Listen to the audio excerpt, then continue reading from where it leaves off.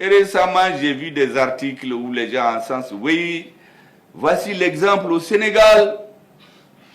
D'ailleurs, ça montre qu'on peut tout faire sans faire de coup d'État. Mais c'est des histoires. Le Sénégal, ce n'est pas la démocratie qui a amené le nouveau président. Hein. Moi, je veux que ça soit très clair. Hein.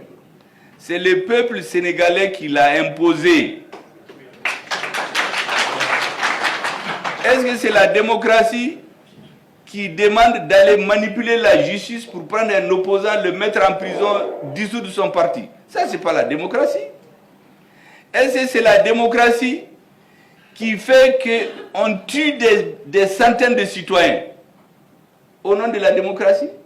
Ça, ce n'est pas la démocratie.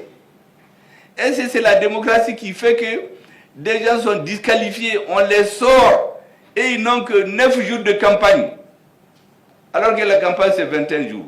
Ça, ce n'est pas la démocratie. Est-ce que c'est la démocratie qui a autorisé ça? Pas du tout. Est-ce que c'est la démocratie qui a autorisé qu'un président, en fin de mandat, modifie la constitution pour se donner du temps de rester quand il veut? Ça, ce n'est pas la démocratie. Mais on n'a pas entendu les pays occidentaux, on n'a pas entendu la CEDEAO parler. La réalité, c'est que c'est le peuple sénégalais qui a décidé de s'imposer, exactement comme le peuple malien a décidé de s'imposer le 18 août. C'est sous la peur d'être envahi par cette bourrasque du peuple sénégalais qu'ils ont lâché du lest. Et le peuple sénégalais a pris ses droits. Il s'est imposé, il a installé à la tête de l'État quelqu'un que les autres n'attendaient pas. Maintenant, contre mauvaise fortune, ils font bon cœur. Ils viennent nous dire, ah oui, c'est la démocratie qui a fait qu'il est. Ce n'est pas la démocratie. Si c'était la démocratie, pourquoi le président quitte le pays le lendemain?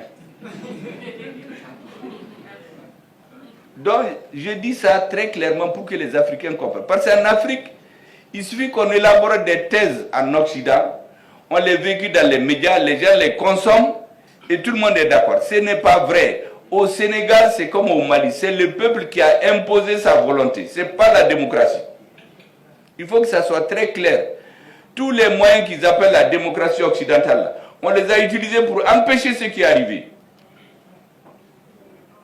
On va tuer des citoyens, ça aussi c'est la démocratie. Maintenant, si vous regardez le parallèle, qu'est-ce qui arrive maintenant? Depuis que l'équipe s'est installée au Sénégal, regardez les médias occidentaux. Oui, le PASTEF n'a pas de programme. Est-ce qu'ils vont s'entendre? Est-ce que c'est la même chose qu'il y a eu avec la transition malienne? Le président et le premier ministre au début, le premier ministre c'est clivant, ils ne vont pas s'entendre. C'est les mêmes discours. Et il y a des intellectuels qui travaillent ça, parce qu'ils ont le même objectif. C'est de les faire échouer. Donc, on essaie de cultiver tout ce qui peut les opposer. Même les alliés, les partisans, leurs partisans, là, il y a des anciens, il y a des nouveaux. Donc les luttes entre les partisans, là, ils vont les transformer en lutte entre eux. Au Mali, on a ça. Au Mali, vous entendez tous les jours que Dieu fait.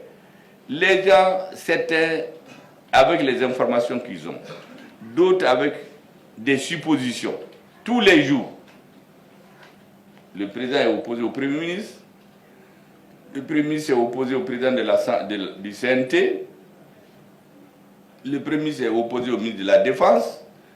Un jour, on a même dit que le ministre de la Défense a failli gifler le Premier ministre en réunion. Il y a tout.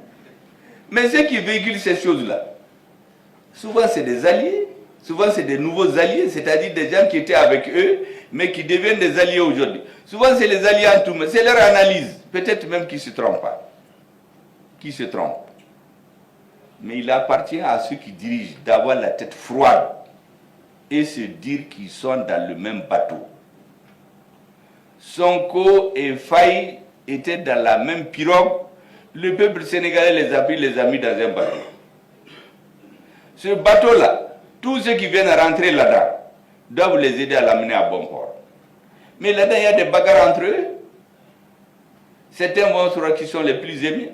J'ai dit ici au début de la transition qu'il faut qu'on laisse le peuple malien choisir d'aller vers de nouveaux horizons. Je l'ai dit le 4 juin 2021, je n'étais pas encore Premier ministre. Et j'avais dit ce jour-là que le jour où on va faire ce choix, les Maliens doivent se préparer à rencontrer des puissants vents contraires, à rencontrer même des cercles de feu.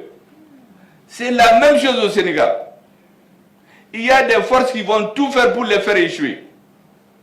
Ceux qui ont perdu la voie allaient s'organiser à l'extérieur, à l'intérieur, avec le soutien des puissances dont les gens ont été mélangés par Dieu. Mais